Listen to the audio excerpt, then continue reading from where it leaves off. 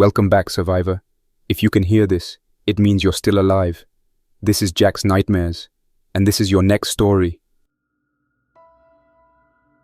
I never sleep through the generator warm-up. That low hum starts a few minutes before dawn, just enough to slip through the ductwork and vibrate through the stairwell railings. That's my alarm. I've been waking to that sound every day for the last years, ever since I moved into the maintenance wing full-time. It always kicks on early, before the sun clears the tower blocks to the east. It means the night shift got through another rotation without needing backup. That hum means we're still alive. I got up off the cot, already dressed. I never sleep without boots on anymore, and my jacket stays rolled under my head. There's no room in the schedule for dressing during a breach. First thing I checked was my keyring. Belt looped, still clipped in. I tugged it twice just to be sure. There's no second set. I've memorized every door that matters in this place. The fire doors, the reinforced glass entries, the pharmacy lockout box. If I lose these keys, there's no override.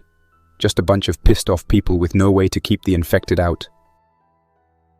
I pushed open the steel door at the end of the corridor and stepped into the West Ward service hallway. It used to be a loading zone for linens and bio-waste bins. Now it's our backup entry path and emergency shut-off control for B block. The walls here are scuffed from years of wheelchairs and gurneys. The lighting flickered once, stabilized, still drawing from the diesel tanks.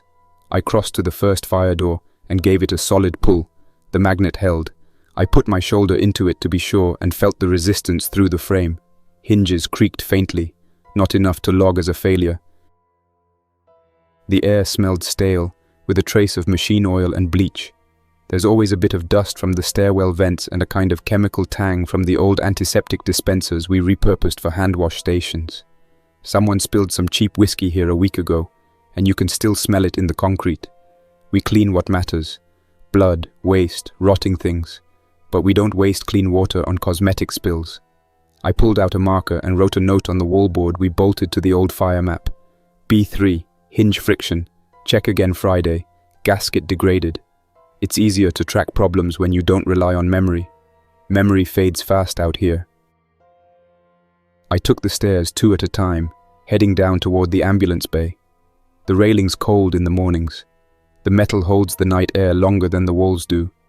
I passed the old vending alcove, now sealed up with sheet steel and marked quarantine storage. No one uses it anymore, but I still check for signs of tampering. If someone breaks in and releases spores or opens contaminated bags, the whole lower wing has to go into lockdown. Last time that happened, we lost 3 people. No more second chances. The ambulance shutters were still closed when I reached the bay. They look solid from the outside, grey, thick, dented from the riot days. But inside, the motor assembly has always been touchy. I walked over to the wall chain and ran it up and down by hand. No grind, no slip. The bearings must have held their grease overnight. I ran my palm across the main cable, checking for fray.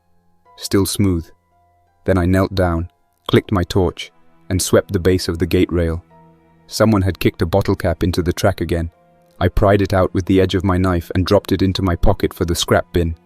Even little things jam big systems. That's the rule now. A pigeon moved up near the rafters and shifted its weight. We've got mesh on most of the upper beams, but birds still get through sometimes.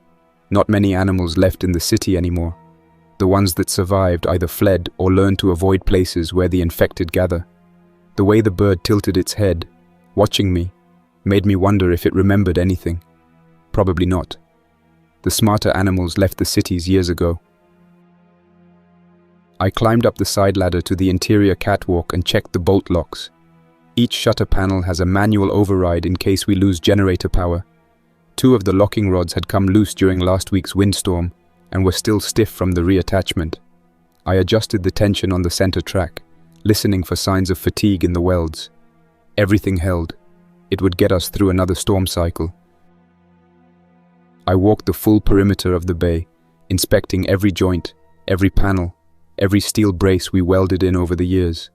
This place used to be glass and clean lines, a modern hospital with wide atriums, sunlight therapy spaces, and too many entrances. That got people killed early on. Now it's nothing but concrete walls, sealed corridors, and red tape over every door we do not use. The ones that lead into infected zones are sealed shut with iron bars and filled with rubble. We don't clear them. We do not reclaim those sections. Once a wing is contaminated, it stays that way. I made my way back up through the east stairwell, passing 3 checkpoints where the guards rotated through their overnight stations. I nodded at Ben, mid-20s, former security detail from the airport. He looked tired, rubbing his jaw with one hand, while the other stayed on the rifle sling across his chest. "Quiet night?" I asked. "Mostly," he said. "Heard a screamer near the north edge. Nothing got close." Screamers are infected that howl at movement, usually blind, sometimes fast. They alert the others. We have standing orders. If you hear one within 50 yards, you report. Within 30, you fire. Within 20, you seal the door and leave whoever's outside to their fate. I logged the checkpoint inspection on my clipboard and kept moving.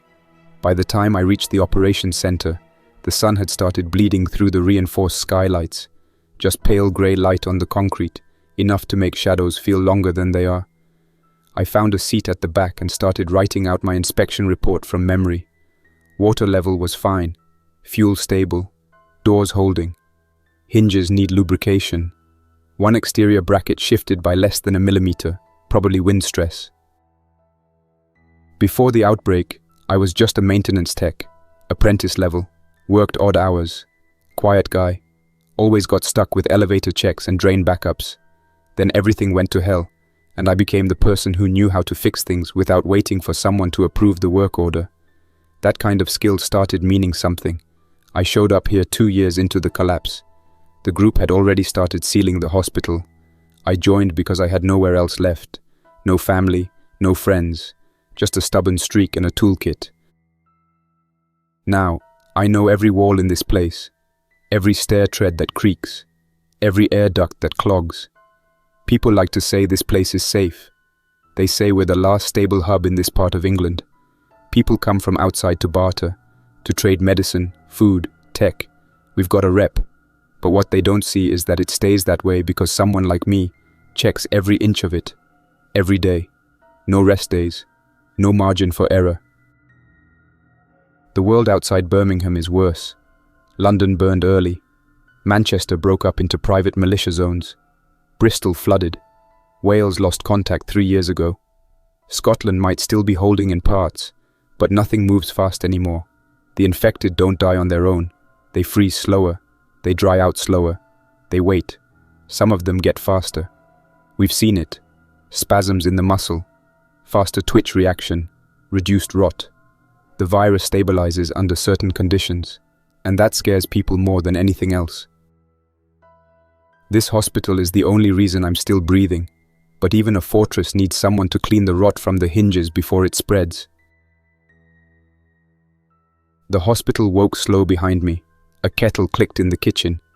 2 voices murmured near the atrium, then stopped, then started again quieter. Inspector Richter's boots came down the far stair in a steady rhythm. I knew it was her without looking. She plants her heel and toes through. Precise. She saw me and raised a hand. I nodded and walked over. "Market day," she said. Her voice was clear and flat, the way it always is when she has a plan laid out in her head. "I will run the doors," I said. "I will also check the duct near the oxygen plant. I heard a knock in it last night." "After market," she said. "Before," I started, and then Gareth rounded the corner carrying a toolbox in one hand and a sandwich in the other. He always does that. Tools and food. Work first, but never without fuel.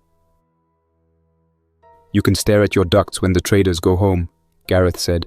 "You pushed A before last month, and a man walked off with 2 boxes of antibiotics because you were under a floor with your head in a hatch." "He will not do that again," I said. I kept my tone flat to keep the heat down, and the duct sounded wrong. "Log it," Richter said. "Mark it first. Eyes on gate and hands on latches. We do not miss anything today. There has been chatter on Owen's set. New voices on the canal path." I did not say more. I nodded once, made a note in my pocketbook, and moved on to the ambulance bay shutters. The welds along the bottom looked clean, no fresh scrapes on the paint. I pressed my ear to the metal and listened for a hollow where there should be fill. Solid. I breathed through my nose and let the smell of oil and cold metal reset my head. By the time the sun broke the low cloud, the atrium was ready. We run market days on a schedule. Shutters half up, tables set, the chits board wiped and chalked, weapons piece-bonded with linen ties at the atrium desk and tagged with names and trades. Syra stood at the triage station with a clipboard and a tired smile. Mina sorted gauze and swabs into stacks and kept the small, sterile jars in a tray at her elbow. Brother Eamon set up a little bowl for quiet offerings no one admits to making. He does not push it. It sits there, and sometimes there is a coin in it from a year no one uses now, and sometimes there is nothing. I do not think about it. People arrived in the calm way they do when everyone knows the rules. A woman with a pushchair that held more tins than child stopped at the line and handed over a knife in a sheath and a hammer. She took the claim tickets and nodded. An old man brought a sack of batteries wrapped in cling film so sweat would not corrode them. He set them out in sorted rows and grinned at Owen through a missing tooth. A canal family rolled a flat trolley with sacks of carrots and a box of books that had stayed dry. I weighed a box of nails in my hand and marked the chit value on the board.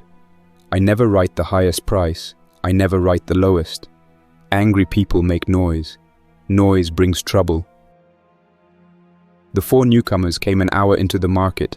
They had a handcart with clean wheels and a good handle that had not cracked. That told me they had not come from far, or they had friends who know tools. Frontman had a shaved crown and a heavy coat. He moved his left arm badly, as if the joint was stiff or the sleeve hid something that hurt. He scanned the roof lines and the corners and kept his chin tucked. A professional liar never scans. A scared man does. A man about to do something wrong watches the exits. I walked over and stood so he had to turn to see the desk. He saw me and held my gaze a fraction too long. I nodded at the linen ties. He unbuckled a hatchet, set it down, and let Mina look his arm over. She took the sleeve without fuss and peeled it back. The cut ran from elbow to wrist. Red, inflamed, old, not a bite. He winced when she cleaned it and did not swear, which told me he had discipline. Discipline is more dangerous than anger when someone has a plan I will not like. What tore that? I asked. Fence nail, he said. You can say post spike, I said. We both know what you mean. I wrote one word in my notebook. Watch. He did not ask what I wrote. He did not look down once. He thanked Mina and stepped away with his group. The woman behind him carried herself loose, as if she wanted to be in front instead. The shorter man had shoulders that said heavy lifting and a knife scar back from the mouth. The fourth, a teenager with a grey hood and quick hands, kept to the edges and watched the floor for wires. Trade settled into rhythm. Khalid argued good-naturedly with a woman over the value of dried beans and lost on purpose by a small margin.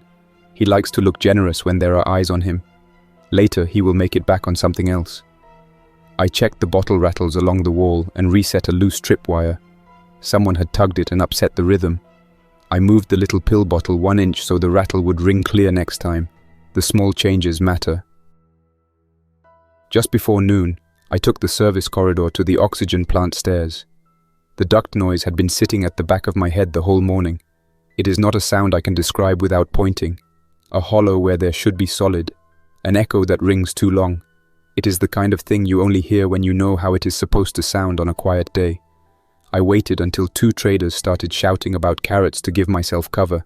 Then I slid the key into the plant door and turned it halfway. I did not open it. I pressed my ear to the panel and listened. Air moved on the other side in a steady, shallow draw. Not the generator intake, not the boiler. The smell under the door shifted. Damp wool and old clothing. I knelt, pressed my palm to the threshold, and felt a faint tremor that was not the generator. Something was moving in a space that should have no room for a body. I left the door shut and moved to the nearest duct panel. 4 screws. 2 were dull. 2 were bright. Recent. I took a coin and tried the head of 1 screw. It turned smooth. I did not open it. Not with the market still on, and only me in the hall. I put the coin away and walked back upstairs.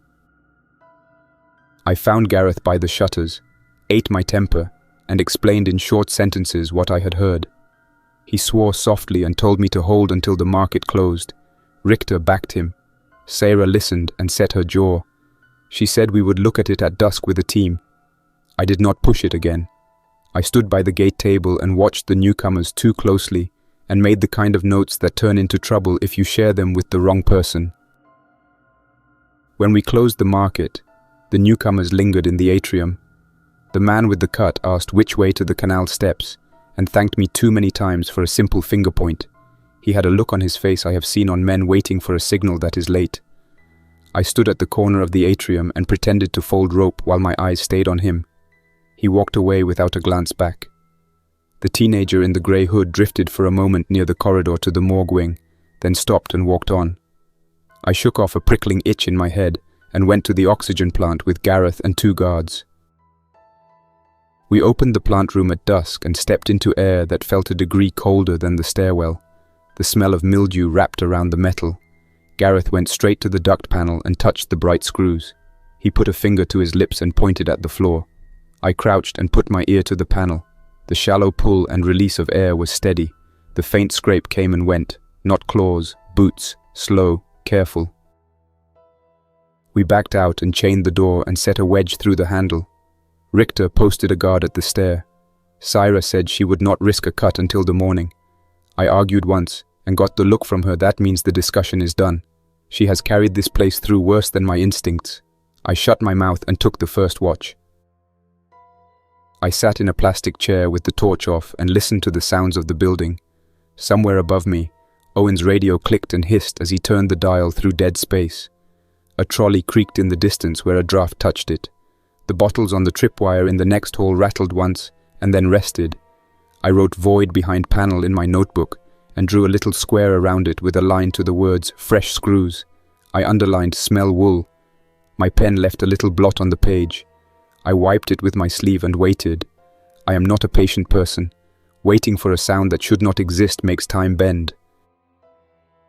Close to midnight, I heard the whisper of voices through the metal. Human voices. 2, 1 low, 1 a little higher. I could not make words.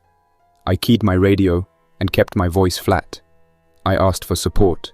Inspector Richter answered on a steady breath and said the team was coming.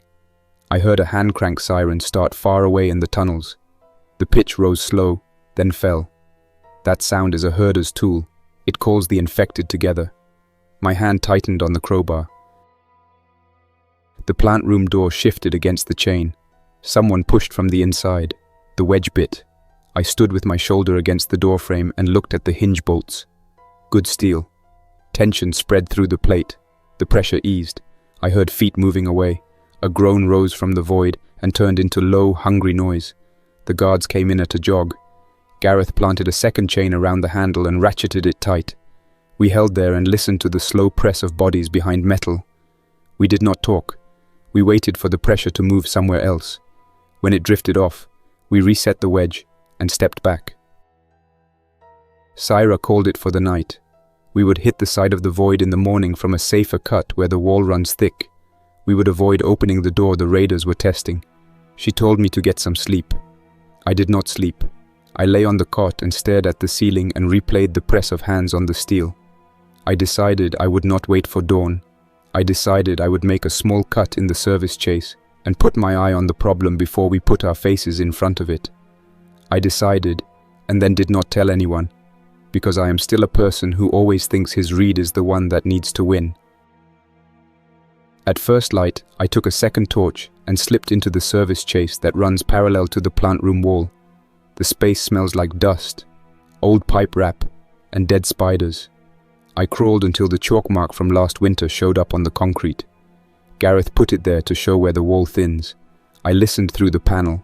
The void breathed faint air. I wedged my crowbar under the edge and eased it. The screw I had tested yesterday turned in 2 slow spins. I lifted the panel and set it on my knees and stared into a man-made crawl space that should not exist.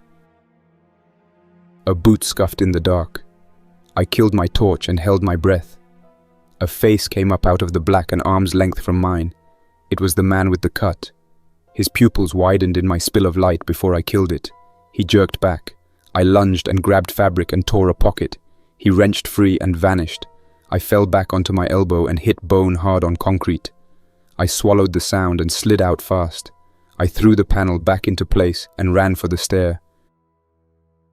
By then, the raiders were already running a distraction at the gate. 2 men shouted about a child with a fever at the fence, while a third popped a hand flare near the ambulance bay. The flame made a red glow against the shutter and drew eyes and made amateurs panic. Inspector Richter ordered the roof guards to stay down and hold. She shouted a warning shot into the air to kill the rush at the fence. People scattered.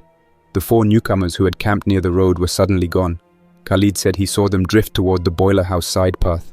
I felt my stomach turn hard and cold, and then the hand siren wound up again below us. I sprinted back to the plant room. The body press had started. We could hear bodies thudding against the chain and the drum sound of someone beating a metal container to keep the dead agitated. Gareth swung a foam canister into my hands and snapped the pin. We moved to the side-cut plan. He pointed at the wall and told me to keep the foam ready. I nodded and set my feet the way he taught me when I was new, and still failing at simple tasks from lack of food and sleep. Before Gareth could start the side cut, a tripwire bottle rang from the morgue wing. 1 rattle, pause, 2 rattles. I know that pattern. Someone small moving fast. I ran without permission. I hit the heavy fire door and felt cold air slide under it.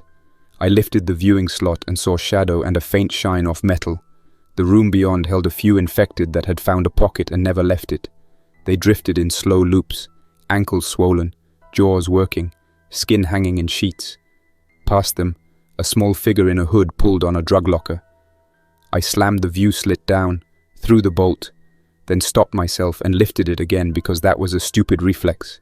The kid was fast. He slipped past 2 dead and reached the far end of the hall and then looked back. And for a second, I saw a face that had not seen a full meal in a long time, and eyes that read doors with the same habit I have. I shouted and the kid sprinted the other way and was gone. I slammed the bolt and ran back to the plant.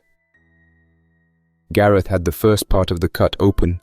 The smell out of the void was foul, in a way that meant damp and skin and diesel. He shone the torch through and saw 3 infected stumbling in a line, behind a man with a hooked pole. The man raised a hand and flinched back at the light. Gareth dropped the panel and hammered a brace into place. He told me to foam it on his mark. I planted the nozzle and waited. The plant room door bowed against the chain. On our side, 2 guards crouched with spears and a short shotgun. The shotgun would bring more, so we did not use it unless we had to.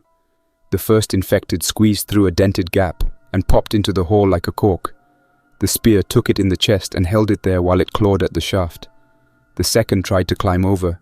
The third wedged the gap wider. I grabbed a sheet trolley and slammed it into the hole. The guard fired 1 clean shot into the second head, then racked another cartridge. The noise echoed down the duct and I heard more feet answer. I always listen for the feet. "Seal," Richter said into her radio, in that voice that means there is no room for argument. Gareth jammed the foam canister into the side cut, and I pulled the trigger. The foam expanded with a dry hiss and stuffed the void full. It sagged once as weight pushed on it, then held. We fell back to the next door, dropped the bar, and planted our bodies along the hinge. I hooked a straggler's ankle with my crowbar and dragged it back under the door and slammed the plate. The maglock went hot and clicked home. I chalked the door slab with the time. The chalk snapped in my fingers and left a stub. I put the stub in my pocket because I pick things up that other people throw away. Then a shout came from the roof. 2 raiders had grabbed a nurse by the greenhouse frames. The flare had been bait for that. I ran for the stair, took steps 2 at a time, and burst out to bright light. The 2 men were halfway to the roof door with her arms pinned between them. I did not shout. I went straight in. The first man did not see me until the pry bar hit his back. He went down without ceremony. The second swung a knife. He was clumsy with it. He made a slashing motion, not a measured thrust. I closed his wrist on the parapet and squeezed until the blade dropped and rattled on the concrete. I kicked the knife away hard so it would not skid back under his foot. Inspector Richter hit the door behind me with 2 guards in tow. She cuffed the conscious man to a pipe. I nodded that I was fine. which I was, except for a shallow cut through my sleeve that would become a sting when the adrenaline faded. Mina checked the nurse, wrapped a clean bandage, and told her to sit and breathe. The nurse stared at the dog frames. The rabbit hutches had bent slats now. I felt a twist in my stomach and swallowed it. We dragged one raider into a locked storeroom and secured him to a chair. Richter asked him questions with a calm voice. His first answers were jokes. Syra walked in and started reading names from the memorial board in a low voice. The raider's jokes died on his lips. He gave up a name, Canalgate. He gave up a location, a boiler house near the shopping centre at Selly Oak, where they kept fuel drums and map rolls and a dog in a cage for noise work. He smiled when he mentioned the dog in a way that made me want to break his nose. I did not. Syra told us to keep him breathing. Information is worth air. After that, the rhythm of the day felt wrong. The 4 newcomers were gone by the time we checked the CCTV we keep for the inner hall. They had left quiet and clean. That is not how people leave when they are just scared. That is how people leave when they know exactly where they want to be when a siren starts. Khalid swore on his mother's memory he had nothing to do with it. I believed him. He has many flaws. He talks too much and always tries to cut edges off prices. He does not feed wolves to our door. We needed to hit the map store. We needed to burn what they had on us and see what else they planned. Syra laid it out in the staff room with cups of tea none of us drank. Alpha team would move at dark. Me, Richter, a spearman, the shotgun guard, and Gareth for metal and locks. Bravo team would hold the hospital. Syra on the floor, Mina with the kits, Owen with the radio, 2 runners for messages. Brother Eamon would keep the atrium calm and tall. We would bring back what we could and destroy the rest. I packed the way I always do, with my body moving before my head could argue. Crowbar, short pry, coil of tape, 2 torches, rope, sugar water, knife. I folded a tiny photograph of my mother and slid it under the tape in my pocket. I hate that habit. I do it anyway. It keeps me from kicking through doors when waiting would be smarter. Everyone builds a small ritual. That is mine. We left through the service gate near the old incinerator. The city smelled of damp ash and cold diesel. Clouds sat low. No wind. Good for keeping sound close. We moved past the old university blocks with broken windows and down through a lane where weeds had burst through tarmac and swallowed paint. A fox hopped a low wall and vanished into a bush. It stopped and looked back once with big eyes, then slipped away. I kept scanning for glass and tripwires. I count steps when I am tight. I counted 50 to each turn and reset. We reached the shopping center by full dark and lay flat on a low roof opposite the boiler house door. 2 raiders stood outside smoking. A curtain in the window glowed dull. A stack of fuel cans sat in a neat crate to the right. The door had fresh scuff marks. The vent cover around the back looked bright compared to the wall. Gareth pointed at it and nodded. We would go in from there. He lifted the vent cover with a screwdriver and the kind of pressure you learn when you have stripped too many screws. He eased it aside with no scrape. I slid through first. The room smelled of electricity and old plastic. The light inside came from a single lamp clipped to a shelf. Against the wall was a cage. Inside it stood a white dog with ribs I could count and eyes that tracked every move. A steel bowl sat under the cage and had a line of rust around the middle. I met the dog's eyes and looked away. You do not hold the gaze of a trapped animal for long. He did not bark. Smart animal. On a trestle table, I found rolls of paper held with elastic bands. I unrolled one and saw our underruns traced in pen. The oxygen plant wall had a heavy line with the word primary in block letters. The morgue corridor had soft next to it. I felt heat rise up my neck. I took out the little camera we use for inventory and snapped photos of every map and note, edge to edge, steady hands. I rolled 2 and stuffed them in my jacket. Richter held a lighter under the rest and watched the flame take. Gareth sloshed diesel on the curtains and a pile of tarp strips. The dog stared at us and did not make a sound. Footsteps in the hall. One raider stepped into the room, blinked at the vent cover, and opened his mouth to speak. Richter was already there with a hand over his mouth and a knife pressed just enough at a soft place to tell him to nap. He went down without a cry. The second man called from the door. Gareth stepped into sight with a shrug and a calm face and said the boiler was acting up, could he have a look? The second man stepped in with his head turned toward the boiler. The spearman moved from behind a rack and took him quiet. Clean. No noise for the dead to sniff. The fire took slower than I liked for the first 30 seconds, and then the curtains caught and rolled the heat along the ceiling. We were already backing out the vent by then. I hooked my fingers under the dog's collar and pulled. He froze at the lip because the edge of a vent can look like a trap to an animal. I looped a strip of linen through the ring and made a lead I could hold without a fight. He jumped when I gave him no choice but a jump. He landed with a skid and then trotted, head low, tail still. We moved across the service lane and through the maze of back passages that only looks complicated if you have never run it with a crowbar in your hand while men shout behind you. A whistle went up near the canal. 2 more raiders appeared on a roof to our left. A single shot snapped and sent stone dust off a wall. The report said poor maintenance and cheap ammunition. I hate amateur rifles. They make men cocky and blind. Richter changed the route on a breath. We dropped down into a delivery bay, up a stair into a dark shop that still had 3 mannequins in a row with no heads, and out a fire door that I had unjammed months ago with a length of pipe. The door swung and then stuck on the rubber, which is good. A stuck door behind you slows people who do not know where the catch is. 2 raiders caught up with us at a fence. The spearman took one at the knee and then the shoulder, and dropped him without a shout. The second came at me with his head low and arms wide. I ducked, and drove the pry bar into his thighs, and felt the weight leave his legs. He went down in a heap and made a sound deep in his chest. I kicked the fallen rifle away. I almost kept kicking. Richter's hand hit my shoulder and shoved. "Not the job," she said in a voice that cut the world into 2 lines. I stepped back and ran. We made it to the outer wall of the hospital without anyone on our heels. The floodlight from the gate cut a white line on the ground. The dog balked at the glare. I scooped him without thinking and carried him the last 10 yards. He was lighter than he should have been. The gate opened and closed with a clank that felt like closing a safe on a bad day, and we were home. Syra stood in the atrium with no smile and no frown. She touched the dog's head once. Owen raised the camera card and I knew we had what we needed. We spread the photographs of the maps on the staff room table and traced routes with fingers. The duct void behind the oxygen plant. The note about the morgue wing. A list of hand signals I did not recognize. Probably simple go and stop so you can push the dead without shouting. I felt something cold settle in me when I saw Kid Run, written next to the morgue line. I had seen the kid. He had been bait.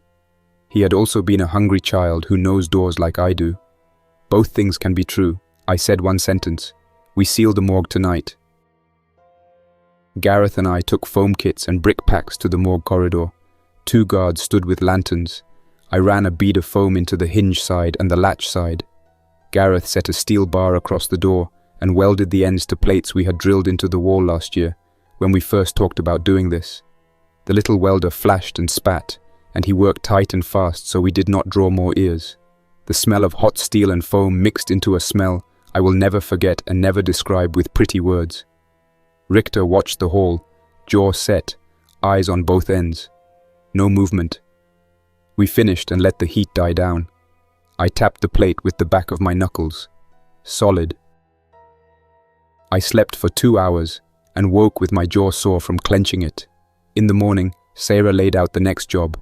We had one real shot at closing the oxygen plant void. We could pour concrete into the cut and let it set. Or we could keep fighting the foam and doors every time a herder group pushed bodies into that space. Concrete wins time. Foam wins minutes. We picked concrete. Gareth had a plan with a chute made from a hospital bed frame and roofing sheets. He said the floor would take the weight if we spread the pour and did not stack pallets in the wrong place while it set. Before we could start, Brother Eamon raised a point we had all been stepping around. Someone inside had fed our layout to the raiders.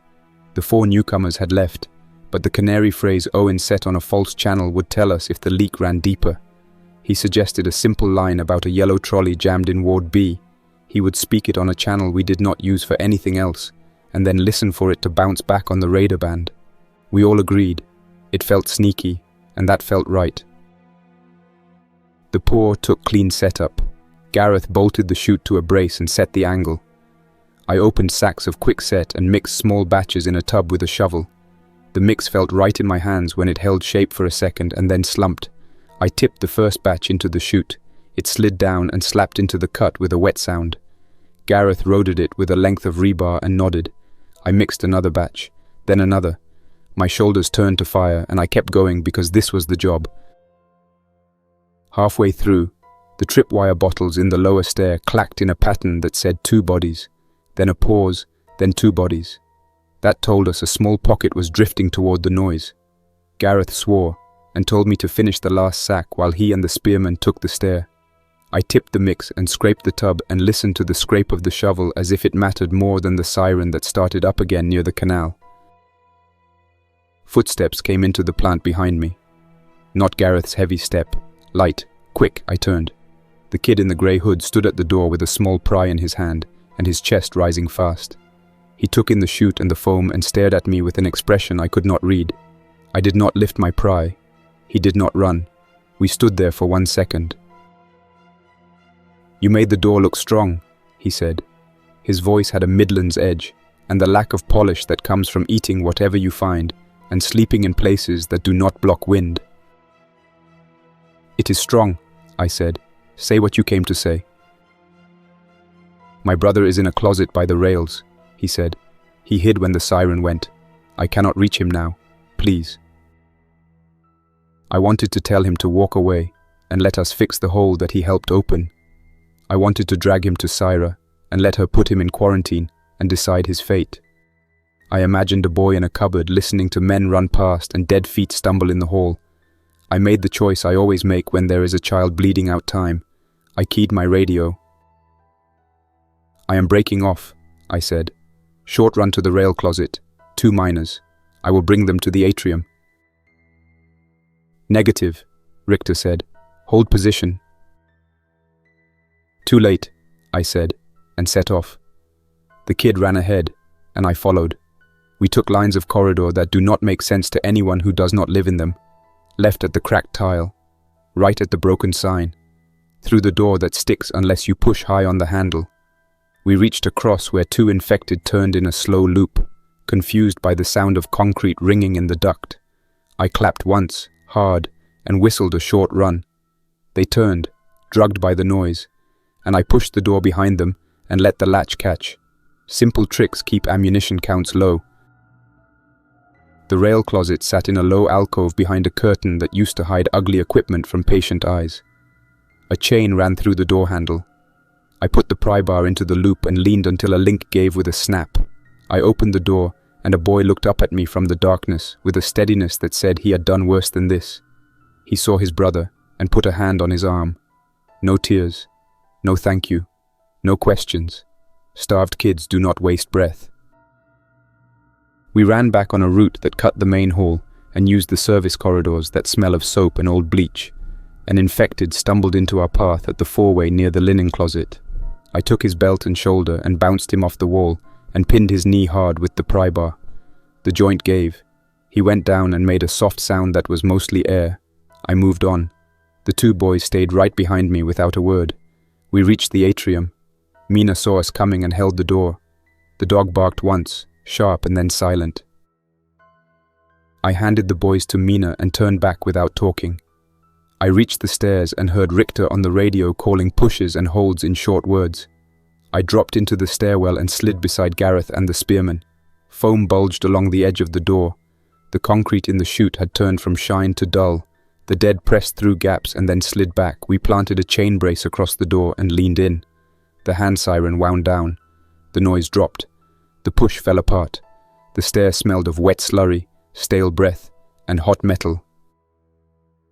We stood there for a minute and heard nothing important. I rubbed grit off my hands and swallowed a mouthful of sugar water. I wanted to sit down on the step and sleep in place for an hour. I did not. I walked the corridor with Gareth and checked the tripwires. I reset 1 bottle that had spun and stopped ringing right. I made a note to replace a hinge on a side door. I keep a list in my head and on paper. The one in my head is for when I wake up in the dark and need a job to stop the loop of bad choices. In the atrium, The older kid sat with a mug in his hands. The younger one had 2 biscuits and was staring at them like he could not decide whether to eat both now or save one in his shoe. The dog had his head under Owen's chair. Mina watched them with a face I cannot read when she is tired. I told her to put the boys in quarantine. I told her we would not hand them to any raider who came to the gate asking questions. She nodded once. She did not smile. I did not either. We do not grin about rescuing children a day after the same child worked a door for a gang who pushed dead bodies at living people. Owen ran in not long after with his radio pressed to his ear. He heard the canary phrase on the raider band. Word for word. Yellow trolley jammed in Ward B. He looked sick. That meant someone who had been inside our walls had spoken into air within range of their set. That meant the leak was not a one-off. It was a person who had built a little side business that put all of us at risk. My stomach rolled, and then settled into a hard stone. We did a quiet sweep. No shouting, no panic. Syra sent people who know the building into the corners. Brother Eamon took a list of names and ticked each in person. I walked Ward C and found one fresh boot print on a dusty sill and a strip of linen tied to a pipe in a way that looked like a marker for someone who does not know our layout. I pocketed the linen. I did not tell anyone yet. I wanted to hold it in my hand on my own terms before it turned into a weapon in someone else's.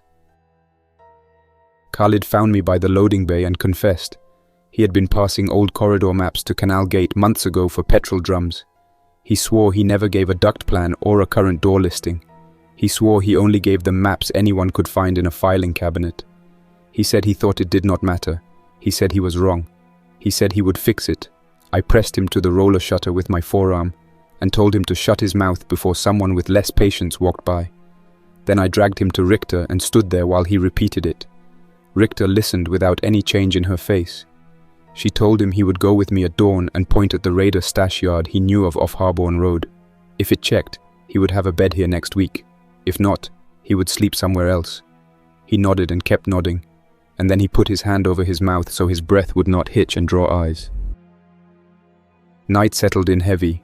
The dog curled under the radio shelf and slept with his head on his paws. The kids ate soup in the side ward and did not talk. Syra walked the line once and touched the door plates and looked at me hard and left me alone when she saw I had nothing useful to say. Near midnight, I went down to the plant room one more time and put my palm on the door. The concrete behind the chute had skinned over. The foam crust cracked softly when I pushed a finger against it. I wrote a line on the wall with chalk. Void set, 2241. I stood still and listened.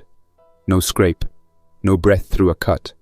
I put my head back against the cool plate and closed my eyes for 8 seconds. Then I walked upstairs and wrote the day's log in clean letters on the board. I slept near the maintenance door. I dreamed of a sound that was only steel heating up and cooling down, and I woke with my hands clenched and my jaw sore. I stood up, stretched my back, and felt every inch of the last 2 days in every joint. I took a slow walk on the roof garden. The clouds had broken in spots. Smoke hung in a band where we had lit the map room and let it burn. I poured water into a bowl for the dog and watched him drink. His collar had no name tag. I ran one finger along his back and felt bumps where a chain had rubbed his skin. I do not like dogs as pets. I like dogs as ears. I told him that. He sneezed in a way that said he did not care what I liked as long as the bowl stayed full. Dawn became day. We fixed the greenhouse frame I had knocked in the fight. We pulled glass from a box and slid the sheets into place with careful hands so we did not have to count the broken pieces out loud. We hung a strip of shade cloth and pinned it with paper clips. We checked the rabbit hutches and cut a new latch on the one that had bent. I put my head down and worked the way I always do when the world is loud. If my hands are moving, my head does not go sideways. By late morning, we were ready to move with Khalid to the stash yard. He pointed down the canal and up through a run of back gardens that had high fences with ivy. Richter and I moved first. The dog stayed. The boys stayed in quarantine. Mina wrote a note and put it on their bed with a dry pencil that said, 2 days, and then we talk. I shoved the note under the sheet so it would not end up on the floor. I do not know why I cared about where the note sat. Order is not a luxury here. It is a ladder out of panic. We crossed Harborne Road through a low gate that groaned. We froze at the sound. No reply. In the back garden Khalid had described, we found 2 carts with no handles and a barrel with a tarp over it. Richter lifted the tarp with the tip of her knife. Under it were pieces of chain, rolls of tape, and a set of painted boards with arrows that matched the ones on the radar maps. She kept her face calm, and then she nodded once. Khalid breathed out hard and put his hands on his knees. "I am fixing it," he said into the dirt. She made him stand and look her in the eye and say it again. Then we took the boards and broke them and shoved them into a bin behind a shed and walked home. We left the carts. We have enough that is ours. Owen met us at the gate and said a voice on the radar band had gone quiet. Sometimes the canary line kills a small business in an afternoon. Sometimes you catch the man, and sometimes you only cut his line. I can live with either outcome. I sleep better with the first. I did not get it today. There will be a next time. I ate a bowl of soup standing up in the corridor and watched the dog chew a scrap of gristle without swallowing too fast. He looked up at me once and did not wag. Good. I do not need a friend. I need a set of ears that work. In the afternoon, we walked the lower levels again to check the set of the concrete. It had gone firm enough to hold pressure. The foam had hardened to a crust. I chipped a little piece off and watched dust fall. I like watching small proofs. The world gives you only a handful every week. I take each one and put it in my pocket. We put the radar from the roof into a storeroom with a blanket and water and a bucket. He kept his mouth shut after the first talk. Sarah will decide how long he breathes. We feed prisoners because we do not run a camp. We keep them separate because what we have must not disguise itself as a permanent prison. It is a hospital, even when it is a fortress. We break the radar networks. We do not keep a collection of broken radars behind doors. That kind of collection rots a place. I took a slow lap through the atrium near evening. People murmured in small clusters. I heard the word dog and the word kids in normal tones. Not gossip that slides into poison. I can live with that. Brother Eamon wrote 2 new names on the board and drew a line through 3 old ones that had worn chalk. He does not speak when he writes. He just makes sure the letters are clear. The letters matter to him. Names in clean letters are a kind of respect. I do not argue with that. I stood by the board with a pen cap between my teeth and stared at the space where I tracked the plant room. I wrote, "Pour complete," and then, "Morgue sealed," and then, "2 miners in quarantine." I felt something in my shoulders let go that I had not realized was clamped. I took the pen out of my mouth and put it where it goes so that no one has to look for it at night. I do not sit and talk about the past unless it serves a job in the present.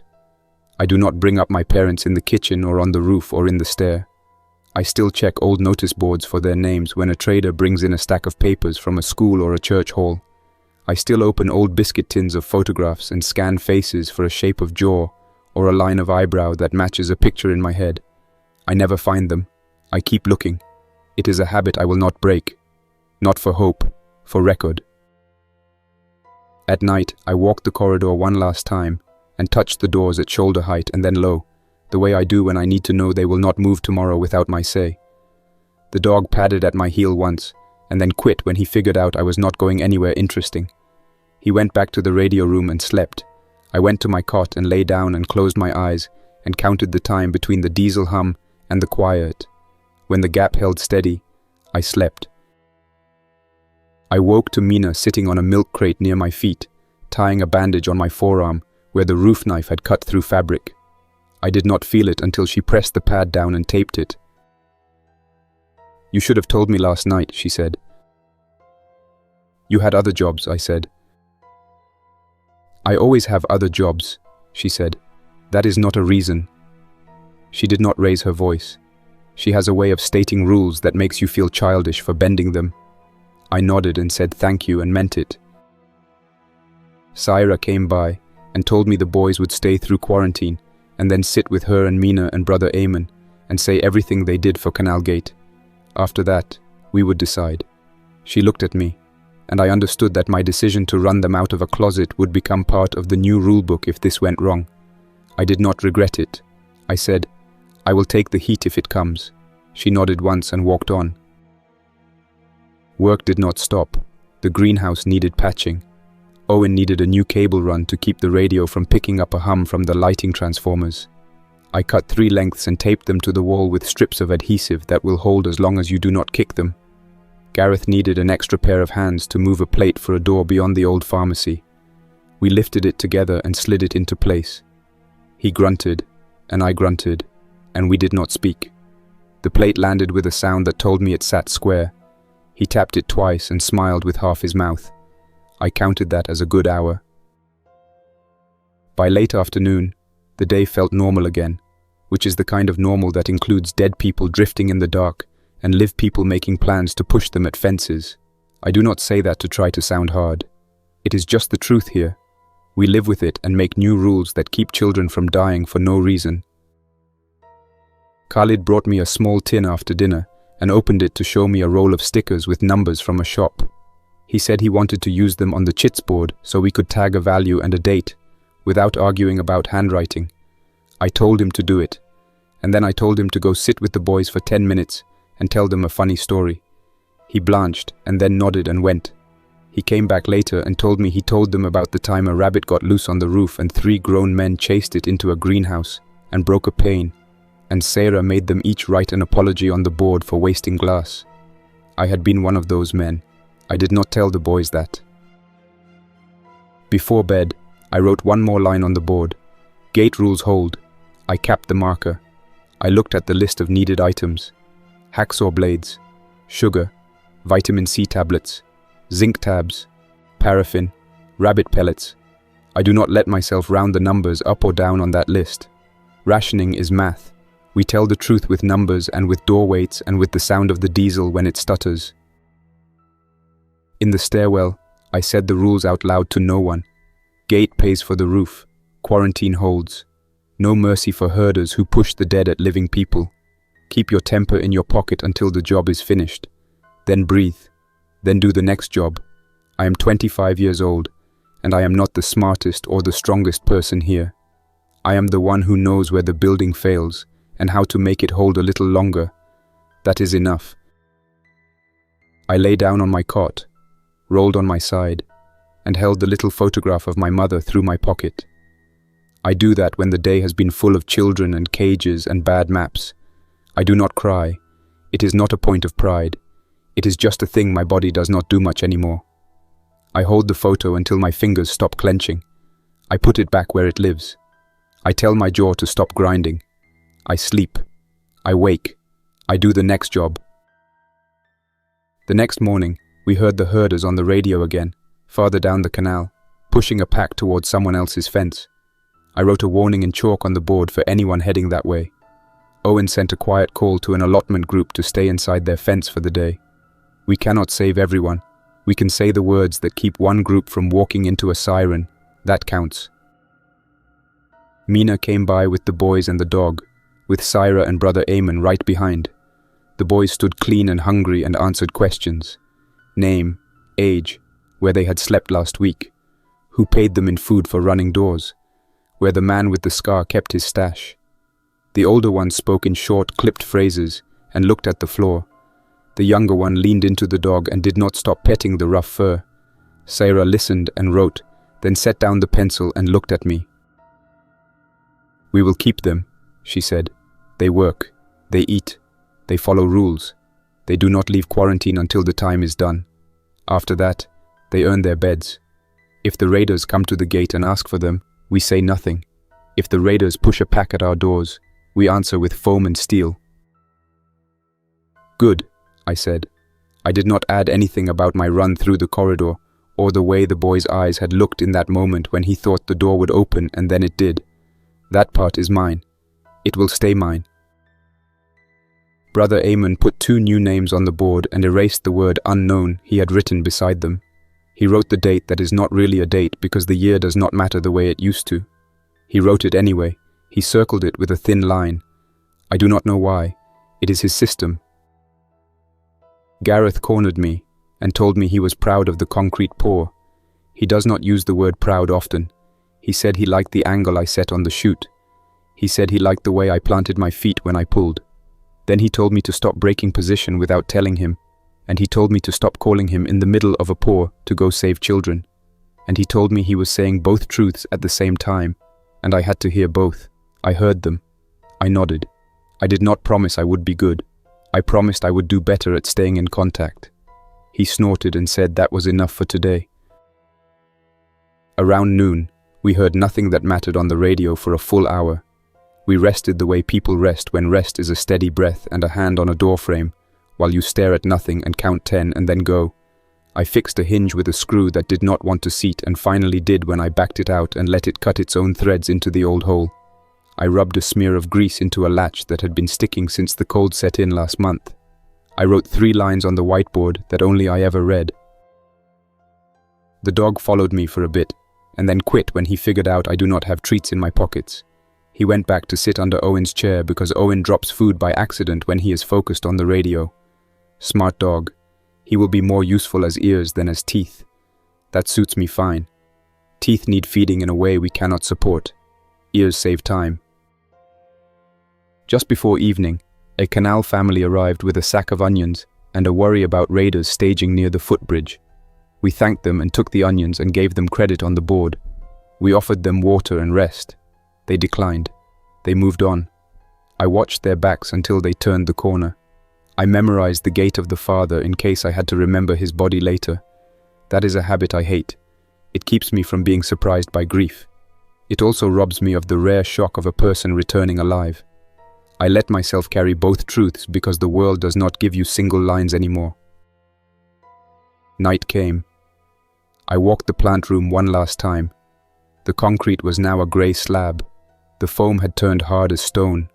I rapped a knuckle on it. It answered in the deep voice of a job finished for now. I wrote one last line under the others. Structure holds. I put the chalk in my pocket and did not tell anyone I keep the bits of chalk like charms. I went upstairs. I washed my hands in a bowl of water and did not spill any on the floor. I lay down on my cot. I closed my eyes. I said the rules one more time and did not skip the part about temper. I am quick-tempered. I am stubborn. I push when others ask me to wait. I do not pretend that is a virtue. It keeps us alive on some days. It can kill us on others. I let Syra and Gareth and Richter draw the line for me when my head goes hot. I am learning to hand them the chalk before I mark the wall myself. That is growth in a place where growth does not look like it used to. I held the photograph in my pocket and felt the soft edges through the fabric. My mother's face in that picture is clear in a way my memory no longer is. I do not say that out loud. I keep it in my hand until the need to do something wild fades down to a need to do the next task on the list. Then I let go. Then I sleep. Then I wake and count the hum of the diesel and move through the building and press doors with my palms, and chalk the board and do the work that keeps this place standing. That is my confession. That is my account. That is what it looks like to be 25 years old, and to hold every hinge in your head while the world outside calls your doors soft. The hospital stands. The gate holds. The dead push and slide back into dark. The raiders light their flares and get quieter when the steel answers. Children eat soup. A dog sleeps under a table and wakes when footsteps change from friendly to wrong. The map rolls burn. The concrete sets. The rules say what they always say. Gate pays for the roof. Quarantine holds. No mercy for herders. Keep your temper in your pocket until the job is done. Then breathe. Then do the next job. That is the whole story and the part I will keep writing tomorrow with a pry bar in my hand.